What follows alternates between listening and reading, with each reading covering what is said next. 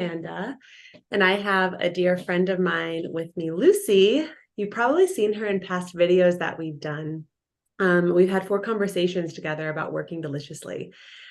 And during our work together last year, we both became pregnant around the same time, and we both given birth to our little ones within months of each other. So she has invited me onto her podcast to share about becoming a new mother, a new motherhood. This is going to be a really casual conversation. I will give Lucy the reins to kind of guide it, but I did want to introduce her and then remind you all that she's been here before. And we're so excited to have, I'm so excited to have her to have this conversation with us. So welcome, Lucy. Thank you, Amanda. And thank you so much for inviting me to do this live stream on your channel here. I've been loving just all the energy that you've been bringing now to your channel lately. Yeah, I've just been itching ever since. So Amanda and I, we found out that we got pregnant almost around the same time, and then we gave birth like, around the same time as well.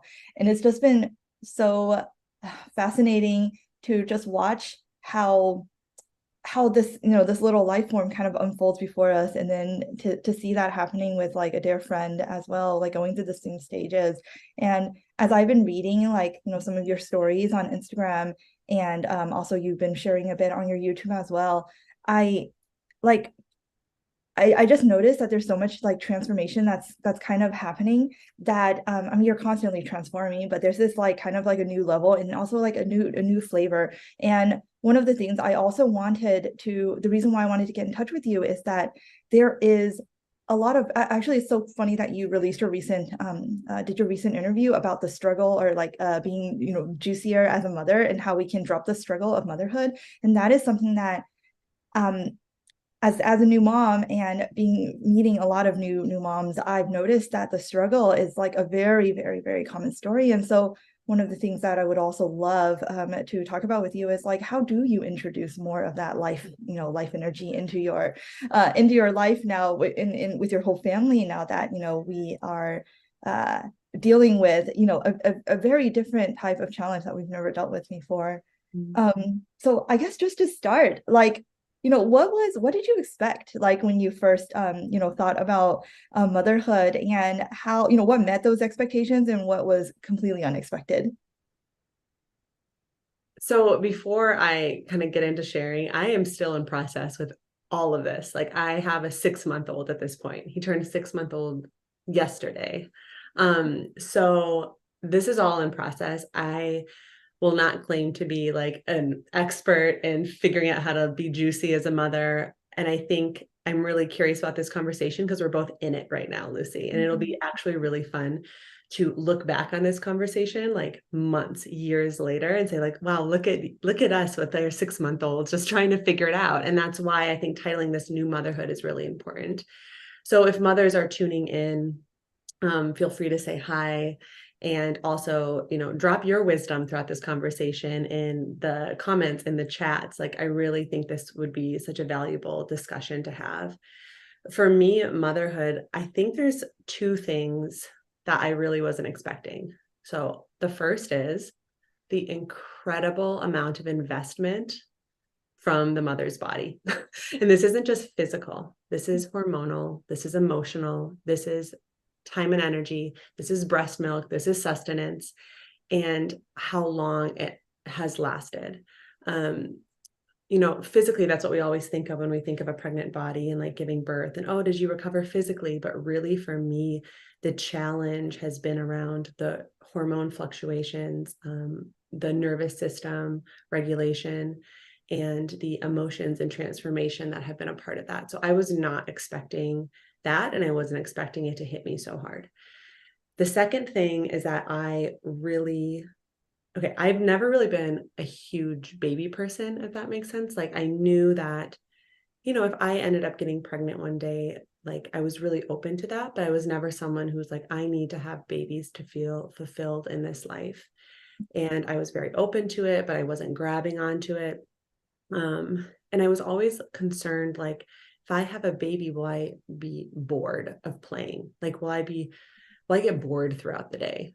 Oh my gosh, I'm never bored. I love spending time with my little guy. Like I wake up in the morning and I just cuddle with him. Our ritual is for like 15, 20 minutes. I'll just pull him into our bed and I just snuggle with him and I just look at him and I'm like, this is heaven, you know? And so it's Oh, holding yeah. this dichotomy of mental health and the mental health struggles of being a new mom and postpartum mood imbalances while still being so present to this miracle and being so happy. So like the highs are so high and the lows are so low. And that dichotomy, I just wasn't really expecting it.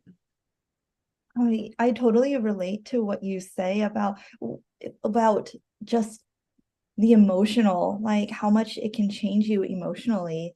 Um, Unlike you, I did want a family, but I never liked babies. I was not that person that went up to a baby and was like, "Oh, you're so cute." Like I just did not care. In fact, I was more interested in more of like the young adult teenage phase of yeah, because I'm really fascinated with psychology, and that's when, you know, they really start to form their own beliefs and their own stories. So I was really looking forward to that part, but I wasn't a big fan of the baby stage, and I never, and to me it was just more like keeping something alive long enough, right? So, Yeah. until they become more interesting. That's kind of how I looked at it, honestly. Yeah. um but after having my baby, I find myself just loving other babies. I don't know if you've had that experience or not, but like not just with her, but when I see other babies as well, there's something that just there's something that changed changed for me about them. Yeah. In fact, I just joined a new moms group today and there's Mm. 13 families in the group. And so there's 13 kiddos under the age of one there. Uh, And it's just yeah. like, yes, but I definitely resonate with that. I interact with babies in a new way. Like when I'm out in public, I get really excited when I see a newborn, or like when I see a 1 year old, for example, I look and like, wow, Ethan's going to be that age one day. Or even when I see a kid now, like a little boy, I'm like, oh my gosh, that's going to be Ethan. And my eyes are open now to the presence of children and of babies in a whole new light because I have one and it's such a blessing. And did you also feel that it is you've always had an appreciation for the human body, or for like, you know, most of your, I mean, that's what your work is dedicated to, right? Embodiment and all of that. I found a like just a new level of respect for how much our bodies can do. Both our bodies, like through the pregnancy, through all the changes and its ability to just be able to deal with that and know what to do and get back. Although not quite, my body's not quite the same as it was before, but it is, you know. Um, but also in the abilities of our bodies to be able to learn how to do things mechanically. Like there are so many things that my baby is learning to do that you know, like we don't even think about doing it, right? Like it's just automatic for us. And I take that for granted so much. Like the other day, I hid something behind me and she knew to go around me to find it, right? 2 weeks ago, she did not know how to do that. It just disappeared for her, right? If I put something behind me, I'm just like, oh, that is actually a very complex process. And then, you know, trying to roll over, right? That's a whole complex process. Trying to even, you know, squirm your way across the floor, that's a complicated process. And I was just like, oh my God, our bodies are actually so brilliant.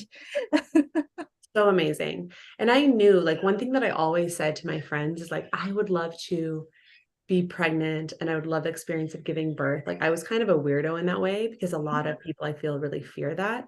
Yeah. But because of my interest in the body, I was really excited about that experience. What always terrified me was having a baby because I think Mm. intuitively I kind of knew there's no greater change than going from not having a baby to having a baby. Like I can't think of a bigger life change, to be honest, that influences your everyday life. So I was fascinated with my body during pregnancy and oh my gosh, like labor and delivery and like postpartum, the ability for the uterus to just shrink back to size. And of course, you never have the same body. I mean, this whole notion of getting your body back, that you can't possibly. You're transformed. Like your neurobiology is transformed, your body's transformed, your bones have separated. I mean, they come back towards each other, but like it's quite literally a different body. Like So we can just release that expectation that society places, right?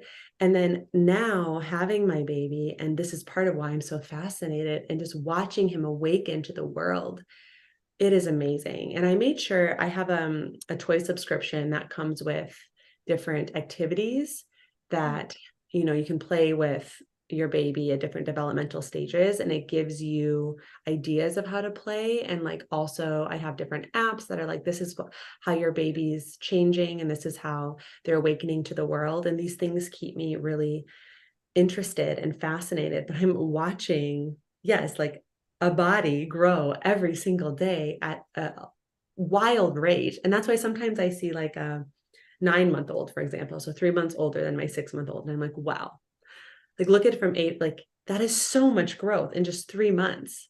Yeah. And it's a miracle unfolding before my eyes. Like it's so fascinating to me. It absolutely, absolutely is. I'm just curious, is the toy subscription you're using, is it the Love Every subscription? Yes. Oh Yes. my goodness. Okay, yeah. I've been so I have a friend who gets them, and we have play dates together, and I love their little cards, like the little guidebooks that tells you, like what to do and why. Like that part is so fascinating to me. You mentioned something earlier about how the struggle, like you don't know all the answers, right? We don't know all the answers, and there are lows, there are low lows, there are high highs, of course, and that is something that is like there is struggle, right? And it's not necessarily something. Here's my philosophy around that. I I think I would say the first 2 weeks of my when my baby was born was probably the hardest 2 weeks of my life. Um, but then there was like, and then there comes a point where it's like once the really low lows pass, you start feeling like these super, like I started feeling like these super highs, like the like highs that I've never felt before. And then sometimes it gets back to low again and then high again. And Crazy. but it's such a, how do I best describe this? But I think a lot of moms beat themselves over it. I think that's the thing, right? And what are your thoughts? What are your thoughts on that? This is something, I don't know. I've just been thinking so much about this because honestly, for me, I feel like I'm just stepping out of, like, I stepped out of this shadow, or something really changed for me in the past like couple of weeks, because this mood imbalance thing has been in my sphere since Ethan was born. Now, for sure, like the those early weeks have their own flavor. And then there was something that shifted at about 3 months. They say that's the end of the 4th trimester. And I feel like that's when he started to awaken to the world. But the mood fluctuations are just really, really intense, and they're not spoken about often. And I think a big part of this has to do with social media and the presentation of new motherhood and babies, and we show the highlights. Yeah. And so then we can think like, oh wow, like it's supposed to be this the brightest, most beautiful time of your life because you're welcoming your baby into the world. And it is. That's the crazy part. Like I spoke about that dichotomy, like it totally is. And yet there's an old part of you, like you were birthed into the world too. Yeah. And so was the birthing partner. So it's like the whole family was birthed in a new way. And there's a profound grief with that. Not to mention the hormone fluctuations that happen, like when the breast milk comes in, during the weaning, throughout. I mean, and the nervous system regulation, about like your nervous system is designed to be really attuned to your baby. And even with sleep, like I've had a really hard time with sleep because I feel like I'm on hyper alert because I'm alert to my baby. So I don't really fall into this deep, luscious sleep as often anymore. So these are all normal chemical, biological processes. And yet, like most things in our current society, we don't have language around the shadow aspects. And there's so many women and people who go through this postpartum. I have a lot of these conversations outside of the public. I actually just put on my social media a survey that says, parents, how was your postpartum for Okay. you? Oh, I need to take that And one. Yeah. Go did you on. see that one? Oh no, I did not see it, but I need to go check that out now because I have a lot. I've been thinking a lot about this too. But Yeah. please go on. Yeah, and just to invite, I mean, and I try to share, I want to keep some of it private, right? Because it is such a sacred, Yeah. like the shadows and the darkness can be a sacred thing that you want to hold dear to your heart, but also sharing that it wasn't just all rainbows and butterflies. Like I wasn't like this rested, glowing beauty, for like months after. And I showed up live several times on YouTube and I still see clients because that returns me back to me. Like I love working actually, and I know we're going to get into this. Like that brings me back to me. It helps me focus on something. But yeah, I'm still in process with a lot of this, and I feel like I turned a big corner in the past couple of weeks because I adjusted and I'm getting better sleep now, and there's a lot to be said about that. But I think a lot of new moms and new parents go through this dark time. Yeah, I think so too. And you talked about social media, and always see, I think social media tends to highlight the extremes of any And kind of thing, right? So there's the extreme where it's like motherhood is this beautiful, wonderful thing, which again, it is. It is.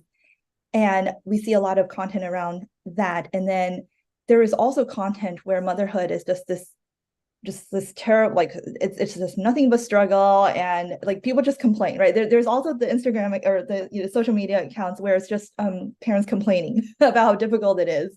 yeah. And it is. And that's true too. And I'm like, oh my God, they are all true. And I don't think I would have known. I'm glad you mentioned shadow work, because I don't think I would have recognized that had I not worked with you, right? Like right before Mhm. I got pregnant, and we did the shadow integration work, and realizing, and I think this applies so much to motherhood and parenthood in general, is that, I mean, life, I guess, in general, is that both the light and the shadow parts, they're all a part of you, and they are all almost, I don't know, necessary in some way. Am I getting that right? It's like they are there for a reason. And because I remember you had me be like, write out all the good things about your shadow, like, right, how have this served you, right? And I had to like get really creative. But once I got the answers, I'm like, actually, this is true. And Yes. I started to, in a way, I mean, first I accepted my shadows, and then I kind of like appreciated them, like, because they have a place in time. And stepping into new parenthood, it's exactly the same thing. It's like I appreciate those dark times as well, in a way that it's hard to put into words. Hmm. And it can be hard, even when you have the consciousness, to be like, okay, this is a shadow, this is a winter, this is a dark time. It's still hard. It's still really hard. You can be like, okay, this is temporary. But I think for me, it's been really important to have community around me. Mm, Um, I don't have a ton of friends who are new moms. I have some friends who are moms. mm, I don't have a big community of new moms. So I made sure to join a mom's group of newborns at the time, which was really helpful. And I had been actively working with a therapist who specializes in the transition to new motherhood, yeah. and just really seeking out support. And like I go to acupuncture, get a massage, just things like that have helped me in those more shadow times. Mm, And then afterwards, yeah, you can look back and appreciate them a bit more because I think they really add depth. Um, they're not, what I always tell my clients is like, they're not easy or pleasant. Like, we're not saying it's fun to have shadows, but there's a value in them for sure. the support groups, finding other people who are in the same place as you are, sounds like that really helped. Was there any other thing that you did that was helpful for you? You mentioned also therapy. That's really cool that they have therapists that specialize in Mm. like new parent transitions. That is amazing. I love that. Yeah. Yeah. I'd say acupuncture was one of the biggest things for me to help with my hormonal fluctuations and just like sleep. And I say like, okay, plug me into we call it the cosmic battery because I'll be so tired. And so he'll put the needles in and then okay, plug me in. And I feel like I'm like on a charging station.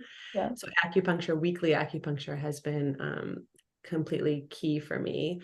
Returning back to my yoga practice at the studio was really grounding for me. I remember the first time I went back, God, it must have been 2 months postpartum. And I did a gentle yoga at home and things, but the first time I felt ready to just like go back to my practice, I was in the studio by myself. There was no phone, and it was just no baby. It was just like me and my body. And I just felt like I had this feeling of like, you made it. Like you made it. And I could just like exhale. Like it was the first time I'd been alone with just me and my body in almost a year, right? Yeah. Because like when you're pregnant, you're I feel like when I was pregnant, I was never really like alone in my body. Like there's this other being. And then postpartum, it's like you and your baby are like, and it was a really feeling. So that to me is like returning into that hour by myself really grounds my nervous system. It's familiarity because I've gone Mhm. to that studio. I've had this practice for about 10 years now. So yoga, acupuncture, the therapist, oh my gosh, so, so helpful. Those are all things that were really useful for me. I think this is going to be so helpful for other new parents to hear. And thank you. I want to just say thank you so much for being raw about all of this. Mm. Um, I think it's also important for people to see that, like even you, right? Like even you and us, it's not we don't we go through these um you can call them dark times, and we need help as well. And there's no shame in asking for help and support. Yeah. I also had to join a lot of, I reached out to a lot of, I found a lot of groups as well, because I did not have very many new parent friends. I had a few, but I don't know, I needed more. I was just like, and I need to just like have a place where I can talk to people and know that I'm not alone and I'm not crazy, even though I logically know I'm not alone and I'm not crazy. And that just helps so much, just to know that you're not alone, and that every journey is actually it's different. Like I always like to say there's no right way to do it. Or sorry, there's no wrong way to do it. I forgot what I said. But it's like there's no right or wrong way to do it, right? No. There is just the way, like your way. Yeah. Yeah. Yeah. And I had a friend too who has like a 2-year-old and a 3-year-old. And she reached out to me before. I have some mom friends who they're not in the baby phase quite like as fresh as me, but they Yeah. were like, reach out if you need anything. They just like knew. They just Oh, knew. They're just like, reach out. And I remember I was driving once and I was so I mean, I was just so tired. And I was like, okay, I called my friend. I was like, I need to cash in. I was like, I just need to vent. yeah, And he yeah, just yeah, did. I was like, he's waking up through the night, this and this and this. And she was like, I get it. I know, I get it. You got this. Like she just heard me and she just said, like, like you got it. You're doing a great job. This is temporary. She didn't give me advice. She just like really heard me. yeah. We have someone who just said, hello, found you a while ago through Mina. I'm a new mom to an almost 3-month-old girl. So I'm loving, Congratulations. yeah, so I'm loving these conversations on new motherhood. Thank you. Congratulations. Welcome Congratulations. in and thank you for tuning in. Yeah, this is new for me to do conversations on, being a mom, but I definitely plan on doing more different because it's a big part of my life. It's It like is. a part of my life right now. So I will be sharing more content on motherhood moving forward. I am so looking forward to that. There's not a lot of content on new motherhood that, at least not the ones that are um I don't know. I've not seen them, at least not from a certain lens. Like the kinds I've seen are like more like kind of like here are some tips, or Yes. people complaining, um or vlogs, right? But those are all I like enjoying the vlogs, but I'm very, very curious to see what you have coming in store. um the 3 months, that is a congratulations on your baby hitting that 3 month mark, because as you said, Amanda, that's like kind of a turning point. Can you Yeah. talk more about why that's kind of a turning point for you? Well, they say that so you have your first trimester, your second, your third, and then what isn't spoken about a lot in our society is the fourth trimester. We kind of think like, okay, support the mom up until the baby's born.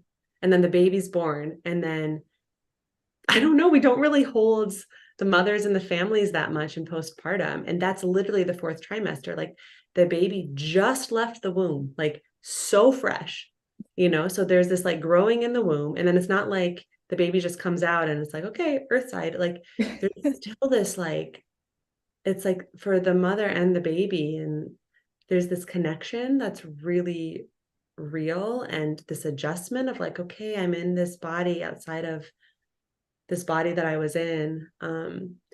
I know for me too, they say like with the newborns, they're not really kind of awake to the world yet. So they're so, I mean, they're so precious. They're so little and just like adorable, but also they're not really cognizant about through their eyes, through their senses quite yet. So I feel like at 3 months, it was like Ethan's eyes just went bloop. I mean, it wasn't like a day, but I just feel like within a week, like, I don't know, he just was like, okay, I'm here. And I just felt this, like he recognized me, I recognized him as two separate bodies. Yeah, yeah. If that makes sense. And Yeah. it started being like a little like using his voice a bit more, moving a bit more. So for me, that was really fun. And I feel like it was the end of a cycle and it felt really intuitive for me. I don't know if you felt that Yeah. in 3 months. I'm curious how other people feel about that too. The fourth trimester was something I discovered later after I had the baby. And I was like, oh my God, why didn't I know about this before? I think I might have heard it before, but it's really just not talked about. And I remember how much material there was on the pregnancy, right? And how much my midwife helped me prepare. And then I enrolled in all these courses to like birth classes to help you prepare. And I enrolled in one called like birth in the newborn or something. So it's supposed to cover both phases, but it was like 90% just about the birth experience, which is important, and like very little about what happens afterwards, even though newborn phase was in the title. And I don't know, I guess I was like, oh, I guess I'll just figure it out then. But it was shocking because the newborn phase, that fourth trimester, I I don't know, maybe nothing could have prepared me for it. That's just the case, but I was just like, why wasn't this covered in like half as much in depth as the pregnancy stuff? Yeah. Yeah, which I was over prepared for. Yeah. Well, Yeah. it's wild because you go through such a big physical thing, like physical Mhm. thing, hormonal thing, spiritual thing, Yes. labor delivery, right? And Yeah. then like you don't just go home and just like you're caretaking. So you are recovering, but then you go straight into caretaking mode 24/7. Yeah. So, and especially if it's your first, I mean, I can't speak to having multiples, but you're used to after you go through something like that, you can go home and integrate. I would take like 2 weeks off of work and I would just be like, forget it. I'm laying in bed, I'm nourishing myself. But no, Mhm. not only are you Mhm. caretaking, you're also feeding from your Yeah. body if you choose to breastfeed and I, chest feed. So like it's so much. And yeah, it's like, and then, you don't really sleep. So I don't know. It's like all these things come into play. And I know that there is such thing as postpartum doulas. And like, if I have another baby, I would totally hire a postpartum doula, like someone to just come because there's birth doulas to yeah. guide you through your birth. And I had one of those, but to be there for you in that care, to draw you a bath, to offer body work. There's some birth doulas or postpartum doulas who offer body work, to cook for you and make sure you're getting nourishment, Mhm. to hold your baby while you take a shower, I mean, all these things. I don't know. It's such a raw time. I want to talk about, I want to get to the science part as well. I want to talk about the neurobiology thing, but I wanted to touch on evolution first. And, we used to live in these big tribes, right? In these big communities. I was reading this book called, it's by David Lancey. I think it's just called Raising Children, but he's an anthropologist and he specifically studies children and families, but with the focus on caretaking of children.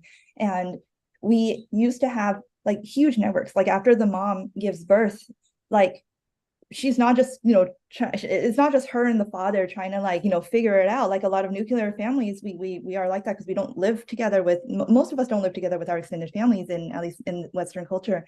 But that's not how it is. It's like, at least in my Chinese culture, there's a 1 month, they call a sitting moon. It's like 1 month where the mom is just supposed to recover and feed her baby, right? Yeah. Recover and do, skin to skin, feed the baby. But otherwise, like you pretty much don't leave the bed, except maybe to go shower and eat. But and then everybody else is basically just taking care of you and then like helping you with the baby as well, because they're like, okay, we need mama to recover as fast as she can. Mm-hmm. And so she can, really be there for the baby. And that's something that's really hard, I think, for most people who grow up in the Western culture where we don't live with the extended family. And so Mm-hmm. that's why I think like having some time, like if you don't have that close network of people who can just help while you rest, having that what do you call it, postpartum doula? Mm-hmm. What you talked about what this person does, like I'm like, oh yeah, that's what our families used to do. That's what our extended families used to do for us. So yeah, it's natural to need that. Yeah. Yeah. And I set up a meal train postpartum. So that was really helpful. Like for 2 weeks, I had friends delivering food and I just had them drop it off at the door. I didn't want any Yeah. visitors actually. So to have this like nourished home cooked food, or sometimes they would just drop off groceries or, like fruits or whatever, like it felt so good. But other than that, it was really like, my husband just, he was caretaking, and then actually he didn't get paternity leave until a week after. So he was Oh wow. taking, I mean, you can't leave the bed for several days. Like you're not Yeah. supposed to. So I was in bed with the baby and then he was doing everything and working. And it's a lot on the nuclear family. It's a Yeah. lot. Yeah. I um what now that you mentioned your husband, by the way, you guys are so adorable together. Thank you. Thank you. um oh, I am so happy for you. I really am. And what are your thoughts about like how did it affect your I guess your relationship, if anything? Oh yeah, that's a whole interesting question because Feel free to say as much or as little as you want. yeah, I mean, it just goes from being the two of you to there's a third. Like you go from a couple to a family, and it's a big transition, like there's always, I know, like I was used to receiving like a lot of like, he was so good about making me feel held and cuddled and stuff like that in pregnancy. And that was really important for my pregnant body to feel like so safe and protected and releasing oxytocin. And then when our baby came, some of that touch goes to the baby now, so it's like there's just the presence of another being within us. And then not to mention childcare. If we used to go out dancing all the time. Well, now it's a little bit different. We can't just like glide on his motorcycle and go out dancing. Like it takes structure and planning. So it's just stepping in from like a free flowing state into a more planned, structured family state. And both are beautiful, but that's part of too. If there's grief, there can be grief for the old version of you, the old version of your relationship, and then the embracing of the gift of this new version of all the things. But really, I think birthing is this like portal. You straddle the two. And it's not like you just like come out of labor and delivery and it's like, okay, no, you're on the other side. You're like 9 months, you hit this peak, and then it's like you come down from that for the next several months. Yeah. A lot of cultures have special postpartum traditions. I tried to recreate some of that for myself. Luckily, my husband took 4 weeks off. That Oh, made such a huge difference. And he waited on me hands and foot. That's amazing. That is very so happy. amazing to have that support of your husband, of partners. Goddess Angel Rose, good to see you. Yeah. Yeah. So let's move on, and I want to talk about any of the neurobiological, effects of parenthood. In one of your Instagram posts, you had mentioned that there are 3 times in our lives where we experience the most identity shifts. The first one is in early childhood development. The second one is teenage or adolescence phase, and then the third one is entering parenthood. And you mentioned like there are also some like neurobiological biological changes that happen when you become a new parent. Can you just like briefly talk about that? Yeah, and I just had to pull up her account because her name's kind of hard for me to pronounce, but the Nurture Neuroscience Parenting, it's the Instagram account I follow, and it's by Dr. Gruyere Kirschenbaum. Kirschenbaum. She's a neuroscientist, she's a doula, she's a mother, and she wrote a book about the power of nurture. And I've learned so much by listening to her. So what I'm learning from her. And I highly suggest reading that book. I'll link it in the description of this video. And What's then it called again? Nurture Neuroscience, or what's the book called? I'm looking Nurture at my neuroscience. Audible right now, actually. Details these days, Lucy, I tell you, Oh details. yeah, no, I've been joking that I stopped remembering things since I had a baby. I was like, mommy Um, brain is still in effect right now. yes, the Nurture Revolution is what it's called. Nurture revolution. Okay, thank you. But basically, she just talks about how the parts of the brain that open up. So our babies are learning so much from 0 to 3. She says that's an infant, that's a baby. So you have a baby until 3 years old, like their brain neurobiologically. and they're forming so many connections in every moment. And that's what's fascinating to watch. But their nervous system, their ability to handle stress, they can't really handle stress on their own. Like they're looking to borrow our brains as their parents for when they are agitated. Like they literally need help with like soothing and calming and caretaking. And so as we do this, we're doing really important work to tone their emotional intelligence, their nervous system, their stress resilience.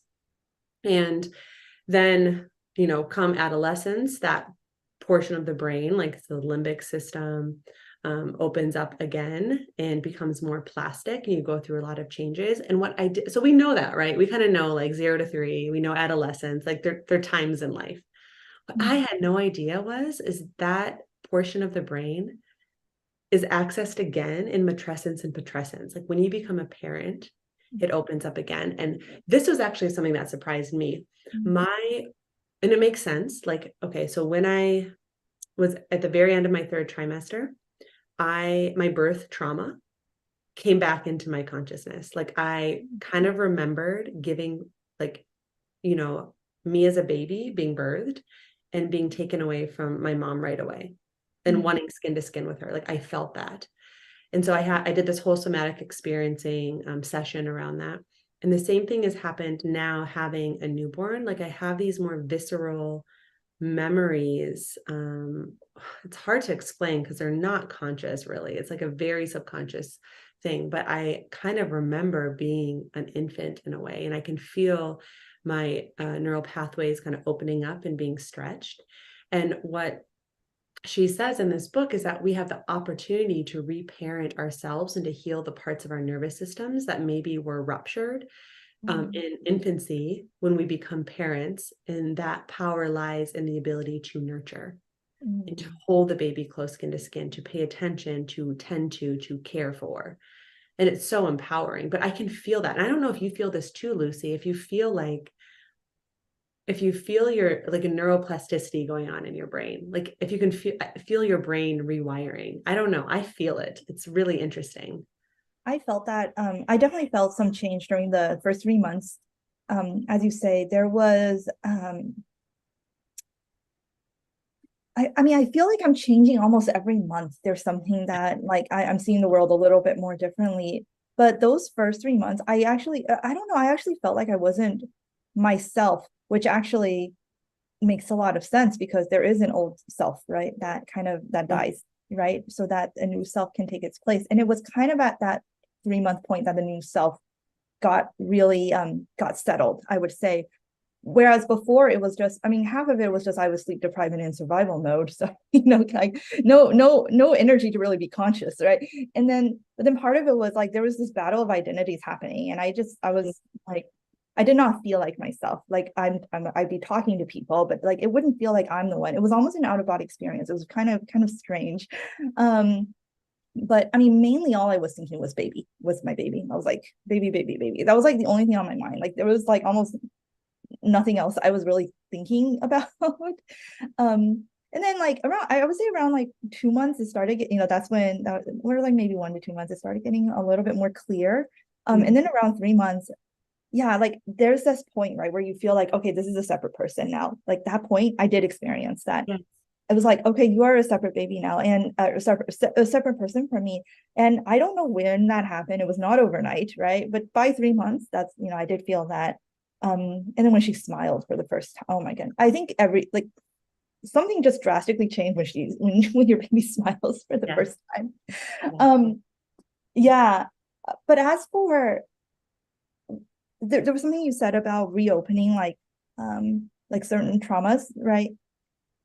I will say I am quite terrified for my baby to enter toddlerhood when they become like 2 or 3 years. I'm looking forward to it because I wonder what's going to happen with me, but I also am a little scared about that. And the reason is, I told you this before, that my earliest memory was just being mercilessly bullied. And I was like 2 or 3 at the time. I don't know my age, but it was probably 3 or 2. And that's all, like that was my earliest memory. And I I worry, I guess. Maybe I worry. I don't know what I'm worried about. What am I worried about? I guess I worry that when she enters that age, I'm going to feel that wound open again. I don't know Mm, how it would. I guess I will just cross that bridge when we get there. But I know there was one time I was trying to I was looking through, even at her current age, she's like 7 months right now. And when I was looking through photos of myself as a baby, because I wanted to see if she resembled me and my husband at all. Um, mm, and so I was looking through my photos as a baby, and I saw how, like, when I was a baby, I was still living with my parents. When I was like a toddler, I moved back to China, and I wasn't living with my parents anymore. I was living with my aunts and my grandma and grandparents, and they had to do that for financial reasons. So like, I don't like, it was just a choice that they had to make at that time to make me ends meet. But it did give, I I I I did not have, I would say, like, the most secure attachment because of that reason. mm, And when I was looking through my baby photos, and I saw, and my parents were there and they were with me, and like, I looked so happy as a baby, and it looked so safe, mm, I got a little angry. I don't know. It was so weird. I was like, oh my God, this little baby is so happy. Like, and she's not gonna be happy. And I was like, and she's not gonna be happy for long, because soon she's gonna go to China, and for mm. whatever reason, people aren't gonna like her and bully her. And like, it was like physical bullying too. Like, I never knew why, but I was just feeling so sorry for this little baby, because I, like, you don't even know what's going to happen to you. And it was like me looking at a different baby, right? Because I don't really identify with myself as a baby in those photos. So that happened. It didn't happen when I looked at Emily, but it happened when I looked at my own baby photos. And I'm just curious what happens when Emily enters that age, right? Where I felt really alone and, bullied. And I don't know how I'm going to respond to that. I definitely want, my deepest desire for her is that she is able to make friends who really align with her values. Mm. And and because I think the lack of friends that I had in my earliest childhood, that was my biggest, like, that was like my biggest pain point, I think. Yeah. And but I learned a lot from that experience, of course. So yeah, so it's not a thing I felt yet looking at my baby, but I think it might something might get triggered when she's older. Now, well, I'll just cross that bridge when I get there. Well, Emily's so lucky to have you as her mama. And the way that I'm approaching this, like as these parts of my neural pathways are like opening up and I'm having these visceral memories or I'm being stretched in certain ways, Mm, they live there already. mm, And so this is a chance to address and rewire. mm, And with proper support, like whether it's a therapist or whether it's, through actively nurturing your baby, that's the gift of this, is that we do have the ability to rewire these memories. yeah. And I think it's, like I said, it's not easy, but these things live in us already and Mhm, they tone how we see the world around us already. yeah. So when we're close to them and when we get in contact with them, and if we have enough resource, we can be with them and I think heal our brains, heal our nervous systems.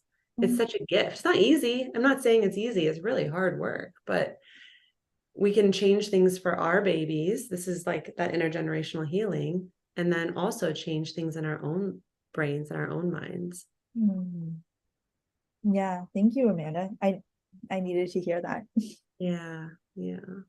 I want to move on motherhood with your work, with your service. I was actually quite surprised by how quickly you got back into into your stuff, into the YouTube videos, and to the podcasts. I was like fascinated by that. I'm like, oh my God. Uh yeah, how have you been able to just, integrate all of this together? So my work was my first baby. That's how I always viewed it. I was like, my work Yeah. is my baby. And then Ethan comes along, and obviously Ethan's like an actual baby, but this is like a metaphor. So I felt I've always loved my work. I love it so much. It brings me so much joy. And I almost felt like I lost myself, Mm. after in those early weeks. I think I started coming back like within 6 weeks, 2 months, something like that. Yeah, Um, that was very early. yeah, but it felt like forever. And I just Um, shared this today. Like people say, okay, 6 months went by in a blink. Like you're six. I'm like, oh my gosh, this has been the longest 6 months of my life. So for me, 2 months at the time, it just felt like so long. And I think I wanted to return. I mean, you'll never return to yourself after you give birth. Like that version's gone. It just is. But return back to a semblance. And my spirit lives in my work too. mhm. And so it's very aligning for me to do a YouTube interview or to go live or to see clients. Now, I tried going back to giving body work 3 months. I think my maternity leave with them was 3 months. I very quickly realized I wasn't ready to do that. Like Mm. that to me, I've taken a step back from that since, because I was just confronted with my fatigue in a different way, like just low lights, music. I'm like, I can't do this right now. I want to receive body work, Oh, but there's something about doing this and feeding into my business that just feels so juicy and so good. And I have, like I spend the day with my baby, and then my husband will take him in like the 4, 5 o'clock, 6 o'clock hours for me to see clients.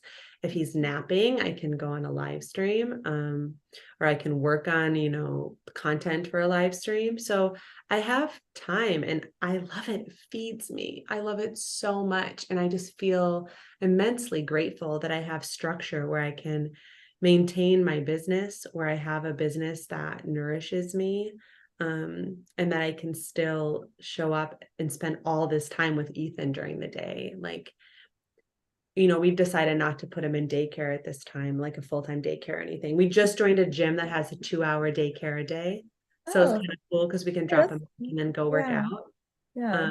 But that's really the extent. And I love it. Like, I love it so much. Maybe eventually, once he gets to be like walking and more mobile and all these things, I'll want to get some, a nanny for a few hours a day just to be able to put some time into my business. But Mm. it wasn't something where I was like, oh, I have to go back to work. I was like, bring me back to my work, bring me back to my heart, my spirit. Like it really helped. And I think and I was never diagnosed with full postpartum depression. So I call it mood. It was like a mood imbalance. There were highs and lows, but in the lows was someone who tends more towards like an anxious energy than I do more of a depressive, like lethargy. Mhm. And in those periods where I had more of that, depression, on scale, working mobilized me. Like it Mm. mobilized my energy and it gave me that focus and that push that I really needed. And so it brought me back to life.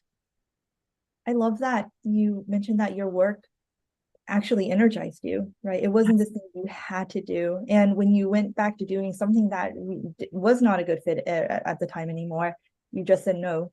Um, I Yeah. admire that, like that courage to like, choose authentically, right? Choose authentically what works and what doesn't work. Um, and I wanted to, I guess last question is, um, what did you mention? You said something and I wanted to ask about it.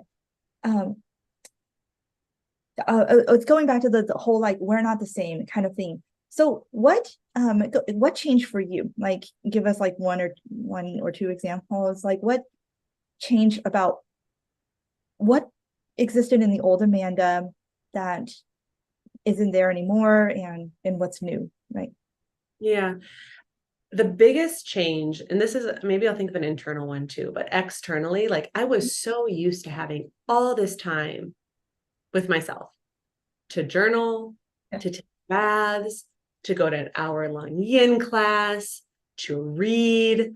I mean, I love spending time with myself. I love it. I am an introvert in that way. I get energy from it. I love self-study. My work's all about the body. So I learn a lot about the body by being in my body. And the biggest change, and it just happened literally overnight because, you give birth and you have a baby, Yeah. is I don't have that time with myself anymore. So I have a little bit, but like, literally at the gym when I dropped him off to childcare, I went and I took a shower. That was Mhm. like the shower where I was like, okay, well, he's being taken care of. I'm going to take this like long shower. It was like so luxurious. Yeah. And, I very rarely take a bath. And if I do, maybe I'll take a bath with my baby. So I don't have this time to myself anymore. So I'm navigating what it like, I don't know, like that's the biggest change. Is like I missed myself a lot. I don't know Mhm. if you resonate with this, but like I Oh, miss because you're alone, right? Isn't it like I'm alone with Ethan throughout the day, and like my husband works from home, but he's downstairs. Um, but you're not alone, but you're alone, but you're not really like it's not the kind of alone that feeds me. But yeah. now it feeds me, right? I love being with my baby, but it was such an adjustment because these things are nervous system resources for me. Like I've always known how to take care of myself if I'm triggered, if I'm having a hard time, but I don't have that stuff anymore. So I'm finding new ways, and like actually having a baby really brings you into the present moment. It's a whole meditation. It is. Yes. I find myself, yeah, it is a whole meditation. And no, I totally resonate with what you said about the losing the alone, feeling like you're losing some of that alone time, because I've been very introspective person. I love just thinking a lot, like journaling, like that kind of things, right? I love just being with myself and getting to know me, and like sharing like my learnings with myself throughout the at the end of the day. And yes, it is very hard to do that when you're constantly watching the baby. So I'm lucky that I do have family who's available to help me once in a while. Um, they don't like my in-laws are a 3 hour drive away, so they can help him when I really need them to. So when that happens, I am like, oh, like that's the only time I can really like take a break, right? Because I'm like somebody is looking at them. Because even if your baby's just kind of like amusing themselves with, eating whatever they're trying to eat right now, right? You're just like, you still have to pay attention, because you don't, part I think it's impossible to turn off that part of your brain that's scanning for danger, right? When you're the one who's accountable to your baby in that moment, even if they're not doing anything remotely dangerous right now. So having that help is that has been the only way I think I have known how to get that alone time, to be honest. It's just enlisting the help of other people. And I'm fortunate I do have family. And I have an au pair as well. So we got an au pair, and have you heard about au pairs? Yeah, Um, yeah. yeah. So it's very nice because they're kind of like they're really like you integrate them into your family. So she is basically like our family, and we have dinners, we talk about, what's been going on and everything. We talk about each other's dreams, and, we try to support each other. So that's been really nice to kind of just have somebody that feels like a roommate, but like a family to you as well, taking care of your baby. And we got really lucky with her. She is phenomenal. But other than that, I would say externally, I just had to learn how to ruthlessly prioritize. Like there is no room for. I've always been a people pleaser, but the bar for people pleasing has just dropped so low. Like it's just like I just can't. I don't have the time and energy. Like my energy is it's like so precious, so expensive now. It's like I cannot people please unless like there is like so much value. you I was know. gonna say that there's like more of this like mama bear ferocious quality I have now, and boundaries are really clear for me. Does it give me Yes. energy or does it drain me? Yes. And I just, yeah, that my energy is so precious right now.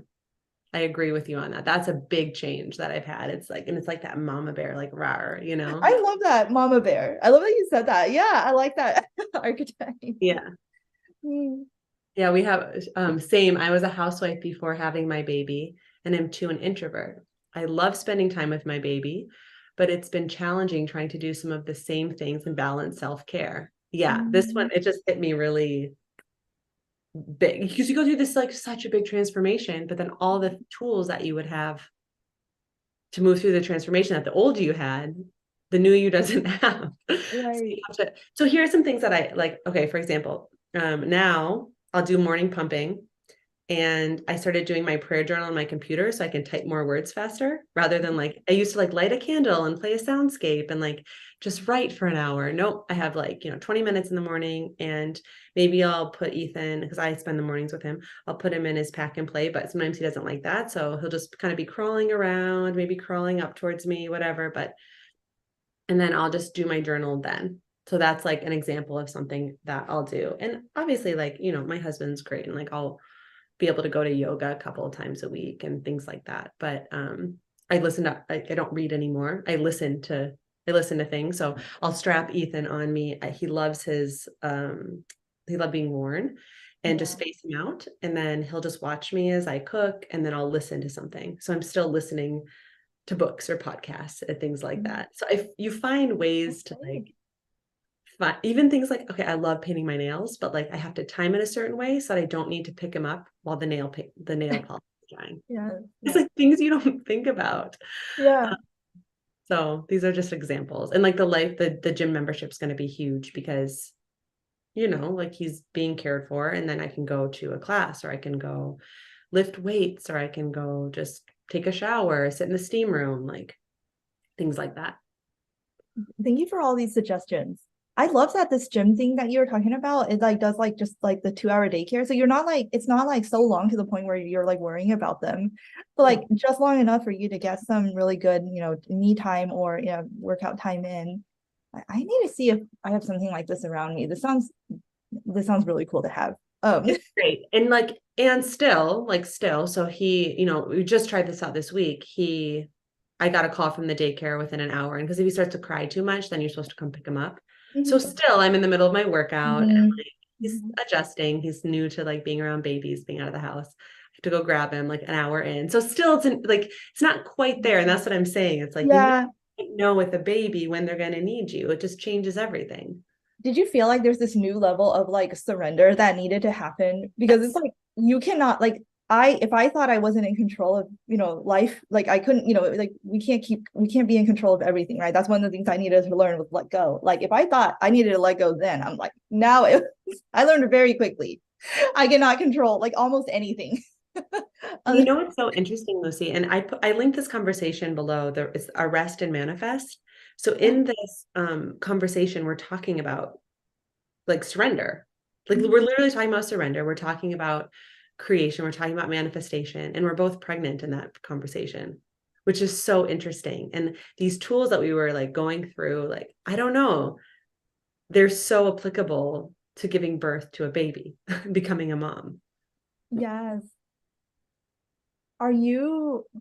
Since you're talking more about motherhood, like your content has been in more of that direction, I'm curious, like, are you gonna like start?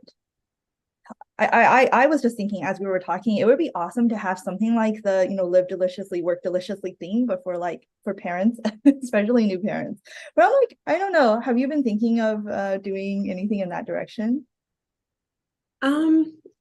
Not yet, because I'm so in it still. Like we'll see what comes out of it. I think like all of my work, it's like I embody, and I'm never perfect at it. Like I go through nervous system triggers all the time, right? But I still teach about the nervous system. But I think I'm just so in the experience of becoming a new mom that I couldn't wrap my head around creating content for it. With that being said, like, for example, now if I have a private coaching client, and I do, who's a mom, I can talk about it in a whole new way. So it's going to thread through my work differently, and even like answering questions on YouTube live streams.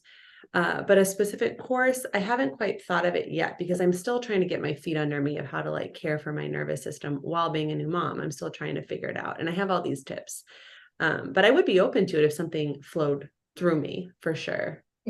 So what's next for Science and Magic? Have you I know you recently went through a rebrand. Is there anything you're working on or thinking about or for the future of Science and Magic? Well, the most exciting thing, as I have a new course called Nervous System of a Goddess. It's a new program. Ooh. And this came through while I was pregnant.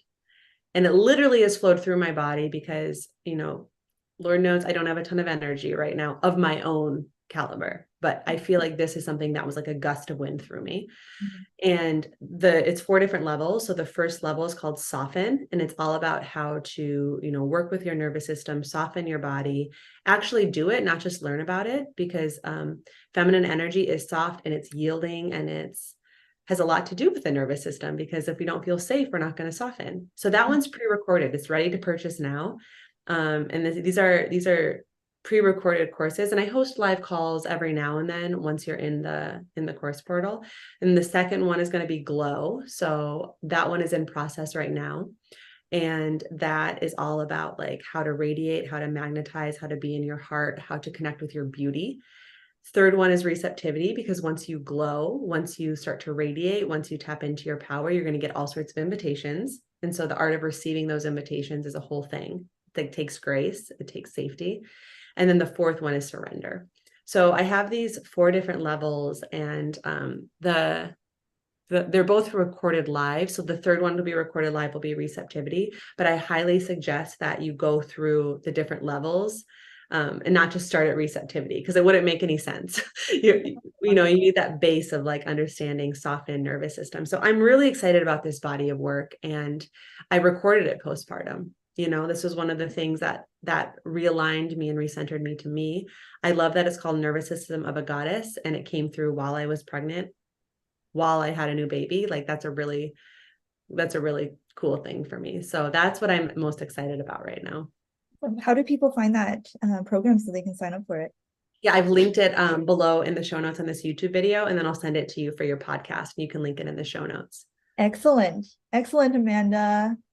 Well, this has been a really, really lovely, like nourishing conversation. And there were so many things that I think I needed to hear and I needed to talk about. And I'm so glad that you're in this container with me to do that exchange. I'm so glad that we get to talk about this again. Yeah.